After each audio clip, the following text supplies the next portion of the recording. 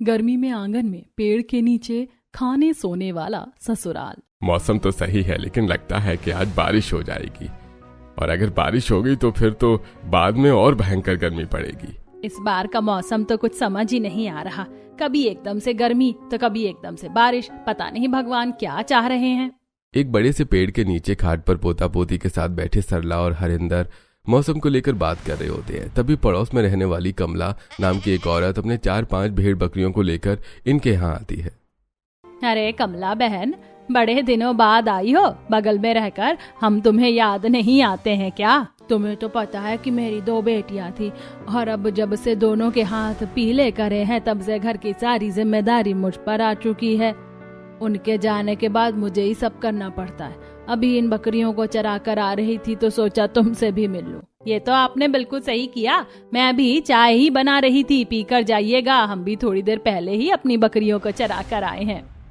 अब कमला भी सरला के साथ खाट पर बैठकर बातें करने लगती है। इस पेड़ के ऊपरी हिस्से में जहां सरला के परिवार की रसोई बनी थी, उस रसोई से सरला की बहू सरिता सबके लिए चाय लेकर सीढ़ियों से उतरते हुए नीचे आती है। गरम गरम चाय पीजिए। मैंने आपको देख लिया था तो इसीलिए आपकी चाय में अदरक नहीं डाली। आपके लिए मैंने गुड़ की इलायची वाली चाय बनाई है। तुम्हारी रसोई पूरे गांव की अनोखी रसोई है। तुमने तो पेड़ पर ही रसोई बना ली, और ऊपर वाले हिस्से में भी तुमने काफी बढ़िया बैठक बनाई है। जब मौसम अच्छा हो तब जाकर ऊपर बैठ जाओ। अब क्या करें कमला बहन, इस पेड़ से हमारा लगाव भी इतना है, इससे कई सारी यादें जुड़ी हैं हमारी। हमारे लिए तो ये हमारे परिवार का एक अहम सदस्य बन चुका है। वैसे मैंने सुना है कि शहर में आपके छोटे भाई के बच्चे वगैरह रहते हैं, वो लोग गांव नहीं आते क्या? बात तो उनसे होती रहती है, अब देखते हैं कि कब उन लोगों को यहाँ आना होता है। तो वहीं दूसरी तरफ शहर में उनके परिवार के कुछ लोग, आप हमें कब घुमाने ले चलोगे? पता है हमारे सभी दोस्त गर्मियों की छुट्टियां मनाने के लिए चले गए और अभी तक हम यहीं पर हैं। हम वैसे ही बहुत परेशान हैं, और परेशान मत करो। घर में फोन है, टैब है, वीडियो गेम है, उनसे जाकर क्यों नहीं खेलते? बाहर इतनी गर्मी में धूप में कहाँ जाओगे? पिछली बार भी आपने यही बोला था और कहीं घुमाने नहीं ले गए थे। हमें नहीं पता, हमें इन गर्मियों की छुट्टियों में कहीं घुमाने ले चलो। एक बार में समझ में नहीं आता क्या तुम दोनों को? अरे जब पैसे ही नहीं है तो कहाँ घुमाएंगे? जाओ अपने कमरे में। जिया और नैना की बात सुनकर पिंकी और रोहन उदास हो जाते हैं। तभी बाहर से उनके पति संदीप और अजय आते हैं। आगे आप लोग, क्या हुआ? कुछ बात बनी? नहीं, बात बनी। कोई भी हमें लोन देने के लिए तैयार नहीं है। लोन के लिए कुछ तो गिरवी रखना पड़ेगा, और ये घर तो पहले से ही गिरवी है। किसने कहा था नौकरी छोड़कर घर गिरवी रखकर अपना बिजनेस शुरू करने के लिए? जब भी इंसान बिजनेस शुरू करता है तो बैकअप में कुछ रखता है, लेकिन आपने तो कुछ भी नहीं रखा। मुझे तो ये डर रहता है कि कब ये छत हमसे छिन जाएगी, कहाँ जाएंगे? तो हमें क्या पता था ये सब हो जाएगा। सोचा था बिजनेस शुरू करेंगे तो ज्यादा से ज्यादा पैसा कमाएंगे, लेकिन जब से बिजनेस शुरू किया है तब से बस पैसे जा ही रहे हैं। अजय और संदीप ने तो 2 महीने पहले अपनी नौकरी छोड़कर बिजनेस शुरू करने के लिए अपना घर तक गिरवी रख दिया था। शुरुआत के कुछ समय तो उनका बिजनेस अच्छा चला, लेकिन धीरे धीरे लॉस की वजह से उनका पैसा चला गया, और अब आखिर में ऐसी नौबत आ जाती है कि उन लोगों को खुद नहीं पता होता कि कब उनके सिर से ये छत छिन जाएगी। इसी तरह दिन गुजरता है, और रात को जब सब खाना खा रहे होते हैं। रोहन, पिंकी, तुम दोनों खाना क्यों नहीं खा रहे हो? आज तो तुम्हारी पसंद की सब्जी बनी है, फिर भी। हमें नहीं खाना, हम भूखे रहेंगे। हाँ तो रहो भूखे। अरे जब पैसे नहीं है तो कहाँ से तुम्हें घुमा कर लेकर आए? यहाँ ये डर है कि कल को राशन खत्म हो गया तो क्या होगा, और इन लोगों को घूमने की पड़ी है। हमारे टाइम पर ऐसा क्यों होता है? पिछली साल भी आप लोग हमें कहीं घुमाने नहीं ले गए थे। वैसे बच्चे कह तो सही रहे हैं, अगर हम लोग कुछ ही दिनों के लिए कहीं बाहर चले जाएं तो हो सकता है कि हमारा मूड फ्रेश हो, और उसके बाद हम अच्छे से अपने बिजनेस को कंटिन्यू कर पाएं। लेकिन हम लोग जाएंगे कहाँ? हर जगह तो पैसा लगता है। ऐसी कोई जगह नहीं है जहाँ जाने के लिए हमारा पैसा ना लगे। जिया की बात सुनकर अजय और संदीप एक दूसरे को देखने लगते हैं, जिसे देखकर नैना, आप लोगों के मन में जो चल रहा है ना, उसे मन में ही रखिए, क्योंकि हम तो वहाँ जाने से रहे। अरे तो कोई और जगह है जहाँ हम जाएं और हमारा पैसा ज्यादा खर्च न हो। गांव से अच्छी और कोई जगह नहीं है। जब भी ताई ताऊ जी से बात होती है तो वो हमेशा एक ही चीज का ताना मारते हैं कि हम शहर जाकर उन्हें भूल गए, इसी बहाने उन लोगों से भी मिल लेंगे। हम गांव जा रहे हैं, गांव में तो बहुत मजा आता है। ये सिर्फ कहने की बात है, वरना गांव में कोई मजा नहीं आता। इसीलिए तो शादी के इतने सालों बाद तक आज तक मैं कभी गांव नहीं गई। देखो, अगर कहीं बाहर चलना है तो वो गांव ही है, क्योंकि वहां हमारे पैसे खर्च नहीं होंगे। और रही दूसरी बात, तो हमें बाहर जाकर सुकून भी काफी मिलेगा। अब जो भी सोचना है सोच लो, कल तक मुझे बता देना। हमें गाँव ही ले चलो, इसी बहाने कहीं तो घूमेंगे। जिया और नैना का गांव के नाम से ही मुंह बन जाता है, लेकिन अब मजबूरन पैसे की कमी के चलते अब उनको गांव जाने के लिए हामी भरनी पड़ती है। अगले दिन ही संदीप पूरे परिवार की गांव जाने की टिकट बनवा लेता है, और जब कॉल करके इस बारे में वो गांव में अपनी ताई जी को बताता है तो तुम लोग गांव आ रहे हो? पता है हम कब से इस दिन का इंतजार कर रहे थे। जल्दी आ जाओ बच्चों, फिर मैं तुम्हें अपने हाथों की बढ़िया बढ़िया चीजें बनाकर खिलाऊंगी। माँ, कौन आ रहा है गांव? अरे तेरे शहर वाले भैया भाभी आ रहे हैं गांव अगले हफ्ते ही। यह खबर सुनकर लक्षिता अब जल्दी से सरला के हाथ से फोन लेती है और सीधा सीढ़ियों से चढ़ते हुए पेड़ के ऊपर बनी बैठक पर जाती है और अपने भैया भाभी से कॉल पर बात करने लगती है। भाभी, आप लोग जल्दी आ जाइए। पता है मैं कब से आपसे मिलना चाहती थी। अब जल्दी से आपका पूरा परिवार हमारे पास आ जाए। अरे तू ही कॉल पर बात करती रहेगी या मुझे भी करने देगी? तुम लोग जल्दी से आ जाओ, और जब भी ट्रेन गांव पहुंचने वाली हो तो सबसे पहले बता देना मुझे, मैं आ जाऊंगा तुम्हें लेने के लिए। बारी बारी करके पूरा परिवार संदीप और अजय से कॉल पर बात करने लगते हैं, और सबसे बात करने के बाद अब जब कॉल कट जाती है तो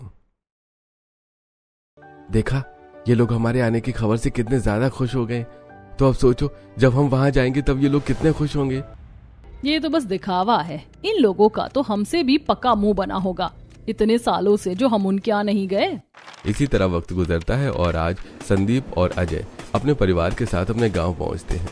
गांव आने की वजह से नैना और जिया ने जीन्स टॉप छोड़कर स्लीवलेस ब्लाउज वाली साड़ी पहनी होती है, और जैसे ही वो स्टेशन पर उतरते हैं तो आसपास बैठे गांव के लोगों ने घूर घूर कर देखने लगते हैं। मम्मी, इतने सारे स्ट्रेंजर्स हमें क्यों देख रहे हैं? पता नहीं बेटा, इसीलिए मैंने तुम लोगों को गांव आने से मना किया था, लेकिन नहीं, तुम लोगों को ही गांव आने की पड़ी थी। अब आ गए हैं तो मूड अच्छा कर लो, शहरी लोग हैं, पहली बार गांव आए हैं तो देखेंगे ना लोग। तुम लोग यहीं लोगों के साथ रहो, मैं तब तक गाड़ी का इंतजाम करता हूँ। रेलवे स्टेशन से बाहर जाने पर संदीप को सिर्फ ढेर सारी बैलगाड़ियां ही मिलती हैं, जिसके बाद अब पूरे परिवार को उन बैलगाड़ियों पर बैठकर ही घर की तरफ जाना पड़ता है। मम्मी, इसमें तो काफी ज्यादा मजा आ रहा है। पापा ने कहा था ना कि वो एक बड़ी सी कार लेंगे, उनसे बोलो कार के बदले वो यही ले ले। मैं तो इसमें रोज स्कूल जाऊंगा। यहाँ इन कच्चे रास्तों के झटके खा खा कर मेरी कमर की बैंड बज गई है, और तुम लोगों को इस बैलगाड़ी में मजा आ रहा है। थोड़ी देर में वो सभी सीधा घर की तरफ पहुंच जाते हैं, जहां उनका गांव का पूरा परिवार मिलकर बैंड बाजे के साथ स्वागत करता है। तो वहीं पूनम हाथों में आरती की थाली लिए खड़ी होती है, जिसे देखकर पता है तुम लोगों को देखने के लिए मेरी आंखें तरस गई थी। मनोहर और गंगा के जाने के बाद तुम लोग तो ऐसे शहर गए कि शहर के ही होकर रह गए, कभी गांव आए ही नहीं। बाबू चलो अब जल्दी से सबके पैर छूकर आशीर्वाद लो। अपनी भाभीयों के पैर छूना मत भूलना, उम्र और रिश्ते दोनों में तुमसे बड़ी है। नैना और जिया अब हल्का सा मुंह बनाकर सभी के पैर छूने लगती हैं कि तभी सरला, ऐसे भी कोई पैर छूता है क्या? जरा ढंग से छुओ। इतना कहकर सरला अपनी दोनों शहरी बहुओं को अच्छे से ठोक ठोक के आशीर्वाद देती हैं। तो वहीं अब पूनम सभी के सिर पर तिलक लगाकर आरती उतारती है, और सब आकर आंगन में बिछी एक बड़ी सी चारपाई पर बैठ जाते हैं। मम्मी, मैं बोर हो रहा हूँ, मुझे टीवी देखना है। रास्ते में भी आपने मुझे फोन नहीं दिया। जब देखो फोन फोन। अरे यहाँ कहाँ से टीवी लाऊं? तुम्हारे लिए गांव में टीवी नहीं होता। और आओ गांव घूमने के लिए। कम से कम शहर में होते तो हम आराम से एसी में, और तुम टीवी के सामने बैठे होते। अरे मैंने कहा था ना, जब आओ तो कॉल कर देना, और तुम लोगों ने कॉल क्यों नहीं की? अरे भैया, आपको क्या ही परेशान करते, रास्ता तो हमें याद ही था, हम खुद चले आए। सभी आपस में बातें करने लगते हैं। तभी ऊपर पेड़ पर बनी रसोई से सरिता और पूनम लक्षिता के साथ नाश्ता लेकर आ रही होती हैं, जिसे देखकर नीचे खाट पर बैठे जिया और नैना के तो होश उड़ जाते हैं। तो वहीं उन्हें देखकर सरला, अरे बहू क्या देख रही हो? हमारी रसोई देख रही हो ना? जानती हूँ, जो भी पहली बार देखता है उसका मुंह ऐसा का ऐसा ही खुला रह जाता है। ताई जी के घर पर तो कुछ अनोखी रसोई है। गांव में क्या लोग इसी तरह पेड़ों पर चढ़कर खाना बनाते हैं? सबसे पहले वो ठंडा ठंडा सत्तू का शरबत पीते हैं, जो संदीप और अजय को भी काफी पसंद आता है। लेकिन वहीं नैना, जिया और उनके बच्चे फौरन सत्तू का शरबत मुंह से निकाल देते हैं। मम्मी, ये क्या था? बहुत गंदा टेस्ट है इसका, मुझे नहीं पीना ये। आप मेरे लिए पेप्सी या फैंटा लेकर आओ, मुझे वो पीना है। लेकिन ये सब तो पेट के लिए बिल्कुल भी अच्छा नहीं होता। हमारी टीचर है ना, वो हमें ये सब पीने से मना करती है। सत्तू का शरबत पेट के लिए बहुत अच्छा होता है, हम तो रोज पीते हैं। तभी रोज पीते हैं। कितना गंदा टेस्ट था इसका, ऐसा लग रहा है कि जैसे किसी ने पानी में बेसन घोल कर दे दिया हो। वो चने के आटे का बनता है, इसीलिए तुम्हें ऐसा लग रहा होगा। और पहली बार पिया है ना, तो ऐसा होता है। रोज पियोगी ना तो आदत पड़ जाएगी। नैना और जिया को आए हुए अभी घंटा पर भी नहीं हुआ था और उनका अपने गांव वाले इस परिवार से मुंह बन जाता है। इसी तरह अब शाम हो जाती है। सभी लोग अभी तक आंगन में पेड़ के नीचे चारपाई पर बैठे होते हैं कि तभी घर की औरतें अब जल्दी जल्दी आंगन में सबके लिए खाना लगाने लगती हैं, जिसे देखकर ये क्या आप लोग खाने की तैयारी आंगन में क्यों कर रहे हैं? घर के अंदर चलते हैं ना, आराम से डाइनिंग टेबल पर खाना खाएंगे। अरे बहू, हमारे यहाँ टेबल वगैरह नहीं होती खाने के लिए। हम गांव के लोग तो इसी तरह घर के अंदर या आंगन में जमीन पर बैठकर खाना खाते हैं। और मौसम देखो कितना अच्छा हो रहा है, ऐसे मौसम में तो आंगन में ही खाना खाना अच्छा लगता है। खुले पेड़ के नीचे आंगन में बैठकर खाना खाने की बात सुनकर नैना और जिया का दोबारा से मुंह बन जाता है। तो वहीं अब जब सब खाना खाने के लिए बैठते हैं तो हमें कार्टून देखते हुए खाना खाना है, उसके बिना हमें खाना अच्छा नहीं लगता। हमारा कोई कार्टून लगा दो। अरे बच्चों, खाना खाते हुए ऐसी चीजें नहीं देखते। अब हमारे बच्चों को देख लो, दिन भर में मुश्किल से आधा घंटा फोन में कुछ देखेंगे, वरना या तो पढ़ाई या फिर बाहर जाकर खेलकूद। और तुम्हारी उम्र के बच्चों को तो फोन से दूर ही रहना चाहिए। भैया, अब आप ही समझाओ इन लोगों को। मैं तो समझा समझा कर थक गया हूँ। जैसे ये बच्चे हैं वैसे इनकी माँ है, दोनों ही हमेशा फोन में घुसी रहती हैं। अजय की ऐसी बातें सुनकर नैना और जिया का मुंह बन जाता है और एक दूसरे के कान में खुसर फुसर करते हुए, इन लोगों की जुबान कुछ ज्यादा ही नहीं चल रही है। अकेले में मिले तब बताऊंगी इन्हें मैं। मेरा तो ये खाना खाने का मन ही नहीं कर रहा। देखो ना कितना सादा है, ऊपर से पता नहीं किस किस तरह की सब्जी बना दी है। अरे जिया, नैना, तुम दोनों खाना क्यों नहीं खा रही हो? शर्माओ मत, लगता है तुम्हें और सब्जी चाहिए। मैं और डाल देती हूँ। सरिता नैना और जिया की प्लेट को भर देती है। तो वहीं अब आंगन में इस तरह पेड़ के नीचे खुले में बैठकर खाना खाने के बाद अब वो सभी मिलकर बिस्तर लगाने लगते हैं, जिसे देखकर आप लोग बिस्तर आंगन में क्यों लगा रहे हैं? ये मत बोलिएगा कि जिस तरह हमने आंगन में बैठकर पेड़ के नीचे खाना खाया उसी तरह अब हमें सोना भी होगा। अरे भाभी, आप तो बड़ी समझदार हो। सही कहा आपने, हम इसी तरह आंगन में सोते हैं। और फिक्र मत करिए, हम आपके लिए मच्छरदानी भी लगा देंगे, जिससे मच्छर परेशान नहीं करेंगे आपको। जिया और नैना को गुस्सा तो बहुत आता है। मच्छरदानी लगाकर लेटने से मच्छर तो नहीं काटते, लेकिन जमीन पर चल रही चींटियां उन्हें काटने से खुद को रोक नहीं पाती। क्या मुसीबत है, पहले तो इतनी सड़ी गर्मी में हमें इस गांव में आना पड़ा, फिर ना जाने क्या क्या उल्टा सीधा खाया और अब इस तरह खुले में ऐसे सोना पड़ रहा है। जहां अजय और संदीप तो एडजस्ट करके सो जाते हैं, वहीं नैना और जिया काफी परेशान रहती हैं। आधी रात को उन्हें जैसी हल्की हल्की नींद आने लगती है तो वहीं हरिंदर के खतरनाक खर्राटों से उनकी नींद उड़ जाती है। अरे कोई इस बुढ़े के मुंह में रुई ठूस दो, कितनी तेज खर्राटे ले रहा है। भगवान, ऊपर से पेड़ रात में कितना डरावना लग रहा है। ऐसा लगता है कि अब जैसे ही आंखें बंद करके खोलूंगी वैसे इस पर कोई चुड़ैल लटकती हुई नजर आएगी। जैसे तैसे करके वो सोने की कोशिश करती हैं और इसी तरह अब सुबह हो जाती है। ये क्या कर रहे हैं आप? छोड़िए ना, कोई देख लेगा। अरे कौन क्या देख लेगा, होश में आओ। संदीप की आवाज सुनकर नैना जैसे ही अपनी आंख खोलती है तो देखती है कि उसकी साड़ी एक बकरी के मुंह में है। यह देखकर नैना पीछे होते हुए एकदम से डर के मारे चिल्लाती है। अरे तुम तो ऐसे डरी जैसे तुम्हारी साड़ी बकरी के मुंह में नहीं बल्कि डायनासोर के मुंह में हो। भगवान, क्या मुसीबत है, कहाँ आकर फंस गई मैं। वैसे ये जिया कहाँ है, कहीं दिख नहीं रही। वो तो फ्रेश होने के लिए गई है भाभी और बहन के साथ खेतों में। क्या कहा, खेतों में? नैना इससे पहले संदीप से कुछ और पूछती कि तभी वहां जिया लोटा लेकर आती है। क्या नैना, क्या बताऊं मैं, यहाँ तो फ्रेश होने के लिए भी खेतों में जाना पड़ता है। कहाँ फंस गए हम आकर। पहली सुबह ही यही हाल है हमारा, अभी तो ना जाने कितनी सुबह यहाँ गुजारनी है हमें। अब नैना भी बिस्तर से उठ जाती है, जिसके बाद अब सरिता और पूनम नैना और जिया को अपने साथ अपने पेड़ के ऊपर बनी रसोई में ले जाती हैं, जहां वो दोनों नाश्ता बना रही होती हैं। तो वहीं नैना और जिया उनकी मदद करती हैं। वैसे रसोई तो नीचे आंगन में भी बनाई जा सकती थी ना, इस तरह पेड़ पर बनाने की क्या जरूरत थी। अरे हम सब खाना पीना सोना आंगन में ही करते थे ना, और परिवार भी काफी बड़ा है। अगर रसोई वहाँ नीचे बनाते तो जगह कम पड़ जाती, इसीलिए यहाँ बना ली। और ऊपर रसोई बनाने की वजह से यहाँ हवा भी लगती रहती है। वैसे तुम दोनों को हमारी मदद करने की जरूरत नहीं है, कुछ दिनों के लिए तो आई हो, आराम से बैठो, ठंडी हवा खाओ। कुछ ही देर में सारा नाश्ता बन जाता है। नाश्ते के बाद अब घर की सभी औरतें जिया और नैना को लेकर सीधा नदी किनारे आ जाती हैं और नदी के अंदर जाकर अरे जिया नैना, तुम दोनों भी आ जाओ, पानी काफी ठंडा है, शरीर सुस्त से चुस्त हो जाएगा नहाकर। हमें इस तरह खुले में नहाने की आदत नहीं है, घर में जो बाथरूम है हम उसी में जाकर नहा लेंगे। अरे भाभी वहाँ भी नहा लेना, लेकिन यार ठंडे पानी में तो मजे लो। जिया और नैना दोनों ही नदी में नहीं जाती और किनारे किनारे ही घूमने लगती हैं कि तभी एकदम से नैना का नदी किनारे बड़े कीचड़ में पैर फिसलता है और वो सीधा नदी के ठंडे पानी में जा गिरती है। नैना चाची तो खुद ही पानी में गिर गई। अरे जिया बहू, अब तू क्या देख रही, तू भी आ जा। सभी के कहने पर जिया भी नदी के ठंडे पानी में आ जाती है। पानी में आने के बाद नदी का पानी तो काफी ठंडा है और ताज़ा भी लग रहा है। नहीं तो क्या, इसीलिए तो हम यहाँ रोज आते हैं, गर्मियों में यही तो मजे हैं। वो नदी के ठंडे पानी को काफी एंजॉय करते हैं और अब उन्हें सभी औरतों के साथ कपड़े बदलने पड़ते हैं। बस अब यही बाकी रह गया था, इज्जत का तो लोगों ने फालूदा कर दिया। ऐसे ही अब कुछ दिन गुजर जाते हैं। संदीप और अजय फिर से काम करने के लिए शहर चले जाते हैं। कुछ दिन और गुजर जाते हैं। नैना और जिया शाम के वक्त जैसे ही अपने कमरे से बाहर आती हैं तो देखती हैं कि घर के सभी लोग आंगन में बैठकर गाय के गोबर से उपले बना रहे हैं, जिसे देखकर ईयू, आप लोग ये क्या कर रहे हैं? इस तरह गाय की पॉटी में हाथ क्यों डाला है आपने? छी। अरे बेटा, ये हमारी गाय माता का गोबर है और इसके बने हुए उपलों पर तो खाना बनाते हैं हम लोग। हाँ तो मैं कह रहा हूँ कि तुम भी आकर बनाओ हमारे साथ। मुझे तो यहाँ तक बदबू आ रही है, छी, मैं इसे टच भी नहीं करूंगी।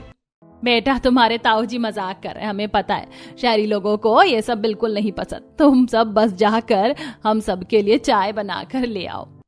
अब नैना और जिया सीधा चढ़ते हुए ऊपर जाती हैं और पहले से ही जल रही चूल्हे पर चाय बनाने लगती हैं कि तभी वहां एकदम से दो छोटे छोटे बंदर के बच्चे आ जाते हैं। इसे देखकर भगवान, अब ये मुसीबत कहाँ से आ गई? कोई बचाओ हमें।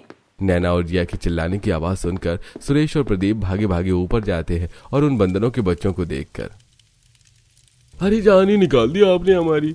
अरे ये तो अक्सर यहाँ आते रहते हैं, वो केले रखे हैं ना, वो दे दो इन्हें, अपने आप चले जाएंगे।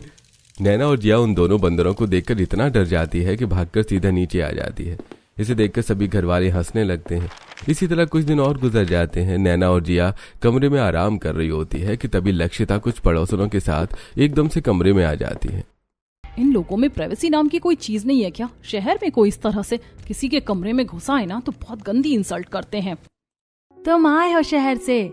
उनकी बहू, बहुत सुना है तुम्हारे बारे में, तुम दोनों तो बड़ी सुंदर सी हो। सच में शहर के लोग होते तो बड़े प्यारे हैं।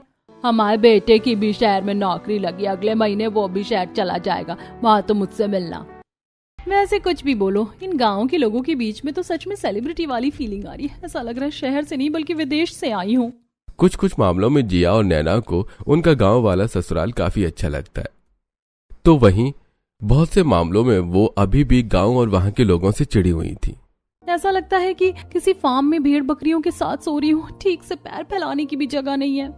आज फिर से सबके साथ आंगन में इस तरह खुले में सोने की वजह से जिया काफी परेशान हो रही थी कि तभी जिया के बगल में सो रही उसकी जेठानी एकदम से पाद छोड़ती है, जिसकी बदबू सूंघकर, हाय हाय कितनी गंदी बदबू है, ऐसा लग रहा है कि मेरी नाक के 4 बाल जल गए हो। छी। इधर जिया बदबू से परेशान होती है तो वहीं दूसरी तरफ नैना गुस्से में शालू के पेट पर तेज लात मार देती है। कुछ दिन और किसी तरह बर्दाश्त करना है, हमारे पति भी शहर चले गए, एक बार उनसे मिलूं तब बताऊंगी। नैना और जिया जैसे तैसे करके अपने गुस्से को शांत करके गांव में एडजस्ट करने की कोशिश कर रहे थे। ऐसे ही एक दिन, अरे पिंकी, रोहन, दोनों कब से खेल रहे हो? थके नहीं हो आज तुम दोनों? नहीं, हमें बहुत मजा आ रहा है। शहर में तो कोई हमारे साथ खेलता ही नहीं था, लेकिन गांव में हमारे कितने दोस्त बन गए। पिंकी, हम लोग बर्फ पानी भी खेलेंगे, बहुत मजा आएगा, और फिर बर्फ पानी के बाद हम चैन चैन खेलेंगे। पता नहीं बच्चे शहर से गांव में आकर कौन कौन से गेम सीख गए, लेकिन अच्छा है कम से कम यहाँ ये थोड़ी भागम दौड़ी तो कर रहे हैं, वरना शहर में तो टैब और फोन से इनका ध्यान ही नहीं हटता था। अब कुछ दिन और गुजरते हैं और आज नैना और जिया अपनी ताई सास और भाभीियों के साथ मिलकर खाना बनाने में मदद करती हैं। पूनम और सरिता गर्मा गर्म रोटियां बना रही थी तो वहीं नैना और जिया ले जाकर सभी को आंगन में रोटियां परोस रही होती हैं। भगवान कितना खाते हैं ये लोग, 4 चक्कर लगवा दिए, मेरे तो पैरों में दर्द शुरू हो गया। इधर नैना रोटी परोस रही होती है तो वहीं जिया सबको सब्जी डाल रही होती है। अरे जिया बहू, अंदर कमरे में दही की हांडी टंगी होगी, उसमें से सबके लिए दही ले आ। जिया अब कमरे में जाती है और जैसे उस टंगी हुई हांडी से दही निकालने लगती है कि तभी गलती से जिया सारा दही अपने ऊपर ही उड़ेल लेती है। मम्मी पापा, ये कहाँ आ गई मैं। बेचारी जिया जैसे तैसे करके खुद को साफ करती है। ऐसे कुछ दिन गुजर जाते हैं और आज पूरे परिवार वाले दिन के समय खेतों में जाते हैं, जहां प्रदीप और सुरेश सबके लिए ढेर सारे गन्ने लेकर आते हैं। तो वहीं रजत और शालू फुर्ती से पेड़ पर चढ़कर ढेर सारी कच्ची कैरी तोड़कर नीचे फेंकते हैं और सभी पेड़ की छांव में बैठकर गन्ने और केरियां खाते हैं। ये कच्ची कैरियां तो खाने में बड़ी चटपटी लग रही, मैं एक और खाऊंगी। अभी तो आपने कच्ची कैरी की बनी हुई चटनी नहीं खाई है, सिलबट्टे पर बढ़िया चटनी बनती है, आज वही बनाऊंगी आपके लिए। अब गन्ने और केरियां खाने में लगे होते हैं सब, तो वहीं हरिंदर एक बड़े से पेड़ पर झूला लगा देता है। अरे खाना पीना हो गया हो तो आओ आकर झूला झूलो। जब वो गांव के झूले पर झूलते हैं तो उन्हें काफी ज्यादा अच्छा लगता है। अब शाम के वक्त जब नैना और जिया सभी के साथ घर आ रही होती है तो नैना को रास्ते में एक छोटा सा बच्चा दिखता है। उसे देखकर नैना उसे प्यार से गोद में उठा लेती है। ये बच्चा कितना प्यारा है ना, क्या नाम है तुम्हारा? इससे पहले नैना प्यार से उस बच्चे को चूमती, तभी जल्दी से पूनम और सरिता उसे रोकते हुए, ऐसा मत करना, ये रिश्ते में हमारे जेठ लगते हैं, जल्दी से नीचे उतारो और घूंघट करके पैर छुओ इनके। क्या इतना सा बच्चा हमारे जेठ लगते हैं? भाई जेठ है रिश्ते में हमारे, जल्दी से घूंघट करके पैर छुओ। सरिता और पूनम की बात सुनकर नैना और जिया के तो होश उड़ जाते हैं। वैसे एक हफ्ता और गुजर जाता है। जब वो खाना खा रही होती है तो कभी बार बार पेट से पत्ते नैना की थाली में गिरते, तो कभी जमीन पर रेंग रही चींटियां जिया की थाली में आ जाती हैं। शहर में तो हम लोग डाइनिंग टेबल पर आराम से एसी की ठंडी हवा में बैठकर खाना खाते हैं, और यहाँ देख लो, इस पेड़ से हमारी काफी सारी यादें जुड़ी हैं, तभी तो हम ज्यादा से ज्यादा वक्त यहाँ गुजारते हैं। कभी आंगन में बैठकर खाते हुए थाली में पत्ते गिरना, तो कभी सुबह सुबह आंगन में सोते हुए चिड़ियों की चहचहाट की आवाज से परेशान होना। इन सब से नैना और जिया काफी थक चुकी थी। हर रोज की तरह दोनों चारपाई पर बैठकर बस इन गर्मियों के दिनों के खत्म होने का इंतजार कर रही थी। वहीं उनके दोनों शहरी बच्चे अब गांव के बच्चों के साथ मिलकर एक के बाद एक गुलाटी मारते हैं, जिसे देखकर हमारे बच्चे तो 2 मिनट ठीक से भाग भी नहीं पाते थे, और यहाँ जब से आए हैं देखो शरीर में कितनी फुर्ती आ गई है। कुछ भी बोलो, लेकिन गांव के लोगों में शहर के लोगों के हिसाब से काफी ज्यादा फुर्ती होती है। अपने दोनों बच्चों को इतने फुर्तीले शरीर के साथ देखकर उनकी माताओं को काफी अच्छा लगता है। वहीं आज घर के सारे मर्द औरतों को बिठाकर खुद चूल्हे पर खाना बना रहे होते हैं और बड़ी ही इज्जत से उनको परोसते हैं। हमारे घर की औरतें, बेटियां, बहुएं हमारे लिए कितना कुछ करती हैं। कम से कम हफ्ते भर या महीने में एक बार तो हम भी इन्हें खाना बनाकर खिला ही सकते हैं। लेकिन शहर में ऐसा नहीं है, हाउस वाइफ को ही सब कुछ करना पड़ता है। गांव में सब कितना मिलजुल कर रहते हैं। गांव की कई सारी खूबियां जिया और नैना को काफी पसंद आती हैं। वैसे कुछ दिन गुजरते हैं और शहर से उन दोनों के पति भी वापस आ जाते हैं। सब खाना खा रहे होते हैं कि तभी सरला, बहू, बरामदे में जो टैंक बना है उससे थोड़ा सा पानी निकाल कर ले आओ, मटके का पानी खत्म हो गया है। रात का वक्त होता है। नैना टैंक के पास जाकर उसमें से पानी निकालने लगती है कि तभी नैना के पैर के पास से एक चूहा गुजरता है, जिसे देखकर नैना काफी डर जाती है और वो सीधा पानी के टैंक में जा गिरती है। कोई बचाओ मुझे, मैं डूब जाऊंगी, मुझे तैरना नहीं आता, कोई बचाओ मुझे। नैना की चिल्लाने की आवाज सुनकर सभी लोग भागे भागे आते हैं, लेकिन जब वो उसे इस तरह टैंक में डूबा हुआ देखते हैं तो चुपचाप खड़े हो जाते हैं। अरे आप लोग मुझे बचा क्यों नहीं रहे, मैं डूब जाऊंगी। एक बार अपने पैरों पर खड़ी होने की कोशिश तो करो। सरिता की बात सुनकर नैना जब पैरों पर खड़ी होने की कोशिश करती है तो देखती है कि टैंक का पानी उसके घुटनों के नीचे तक ही है। हमें नहीं पता था कि शहर के लोग इतने कम पानी में भी डूब जाते। ये शहर वाली चाची तो बहुत ज्यादा डरपोक है।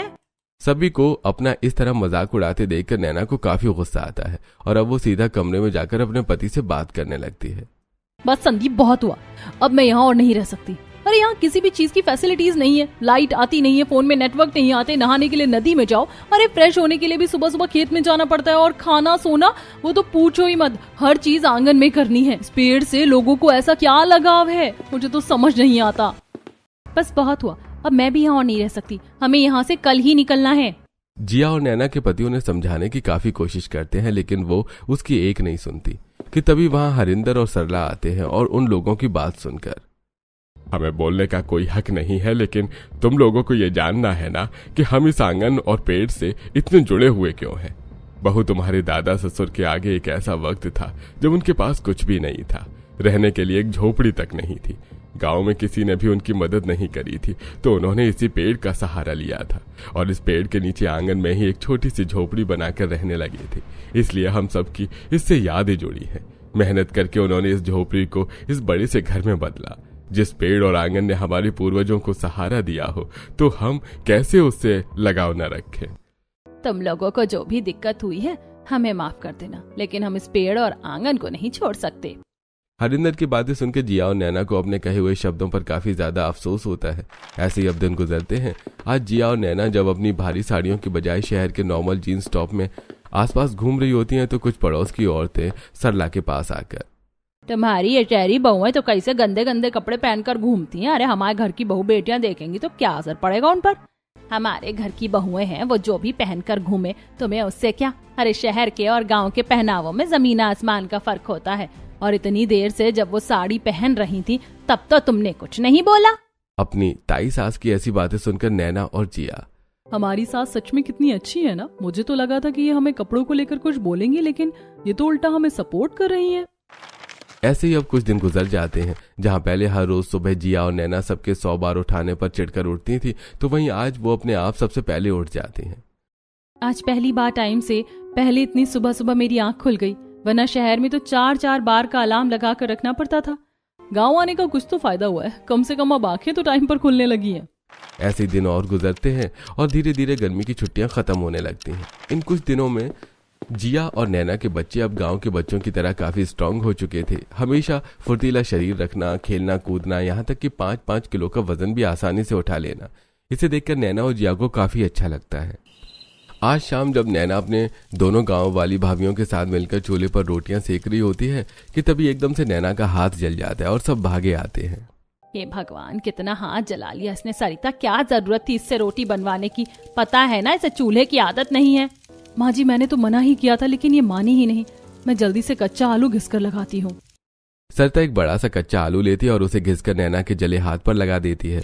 नैना का हाथ जला होने के कारण सरिता उसे अपने हाथों से ही खाना खिलाती है, जिससे नैना को काफी अच्छा लगता है। अब ऐसे ही कुछ दिन गुजर जाते हैं। आज लक्षिता जिया और नैना को उनके कमरे में ही खाना देने के लिए आती है। अचानक क्या हुआ? हम सब तो एक साथ बाहर आंगन में खाना खाते थे ना। लेकिन आप लोगों को दिक्कत होती थी ना। हमें लगा कि धीरे धीरे आदत पड़ जाएगी, लेकिन रोज ही दिक्कत होने लगी, तो इसीलिए माँ ने खाना कमरे में ही भिजवा दिया। लक्षिता दोनों के खाने की प्लेट रखकर वहां से चली जाती है। उसके बाद जब नैना और जिया आज अकेले कमरे में खाना खा रही होती हैं, तो मुझे तो बिल्कुल भी अच्छा नहीं लग रहा है। भले ही बाहर दिक्कत होती थी, लेकिन वहाँ कम से कम सबके साथ हंसी मजाक करके वक्त तो काट दिया करते थे। दोनों अपने खाने की प्लेट उठाती हैं और सीधा बाहर आ जाती हैं। इसी तरह हफ्ता भर और गुजरता है और आज फाइनली नैना और जिया अपने परिवार वालों के साथ वापस शहर के लिए निकल रही होती है। तो वहीं घर वाले उन्हें आटा, दाल, मसाले और भी कई तरह का सामान देते हैं। इसमें सारा खाना पीने का सामान है। अब तुम लोगों को साल भर के लिए राशन लेने की बिल्कुल जरूरत नहीं है। इसमें सारा खाने पीने का सामान है। अब तुम लोगों को साल भर के लिए राशन लेने की बिल्कुल जरूरत नहीं है। इसमें काजू, बादाम और भी कई सारी चीजें हैं। दोनों बच्चों को रोज खिलाना और तुम लोग भी खाना। पिंकी, रोहन, तुम लोग हमें बहुत याद आओगे, जल्दी आना वापस। शुरुआत में जितनी नैना और जिया को शहर जाने की एक्साइटमेंट थी, तो वहीं आज उन दोनों का दिल काफी उदास होता है। अब वो सभी घंटों का सफर तय करते हुए वापस शहर आ जाते हैं। शहर आने के बाद उनके पतियों का काम काफी अच्छे से चल रहा है। हमें लगा ही नहीं था कि 1 से 1.5 महीने में आप लोग अपना काम इतने अच्छे से शुरू कर लेंगे। वैसे काम शुरू करने के लिए आपको पैसे कहाँ से मिले? जब हम गांव गए थे तो ताऊ जी की मैंने सारी बात बताई थी, तो उन्होंने बिना सोचे समझे हमें पैसे दे दिए। जब हम बीच में शहर आए थे तो उन्हीं पैसों से हमने काम शुरू किया था। क्या कहा? उन लोगों ने आपको पैसे दिए, वो भी इतने सारे? और वो भी बिना ब्याज के, और कहा कि कभी ये पैसे वापस लौटाने की जरूरत नहीं है। तुम लोगों ने उन्हें कितना ही गलत क्यों न समझा हो, लेकिन माँ बाबा के जाने के बाद उन्होंने हमें सगी औलाद जैसा पाला है। संदीप और अजय की बातें सुनकर नैना और जिया को अपने किए हुए बर्ताव पर काफी बुरा लगता है। अब वो अगले ही दिन अपने पति और बच्चों के साथ फौरन गाड़ी पकड़कर शहर से गांव आती है। ताई जी, हमने काफी गलत समझा आप लोगों को। आपके आंगन में रहने, खाने पीने और गांव की इस लाइफस्टाइल की वजह से हम काफी परेशान हो गए थे, लेकिन धीरे धीरे हमें एहसास हुआ कि ये सब तो शहर से काफी ज्यादा अच्छा है। और आपने एक बार भी नहीं जताया कि आपने हमारी कितनी बड़ी मदद करी है। हमारे इस बिहेवियर के लिए हमें माफ कर दीजिएगा। मेरे बच्चों, कोई जरूरत नहीं है माफी मांगने की। तुम लोग तो हमारे अपने हो, ये सब तो चलता रहता है। इस दिन के बाद से नैना और जिया अब हर साल छुट्टियों में हमेशा गांव आती हैं और गांव के लाइफस्टाइल को अच्छे से एंजॉय करती हैं।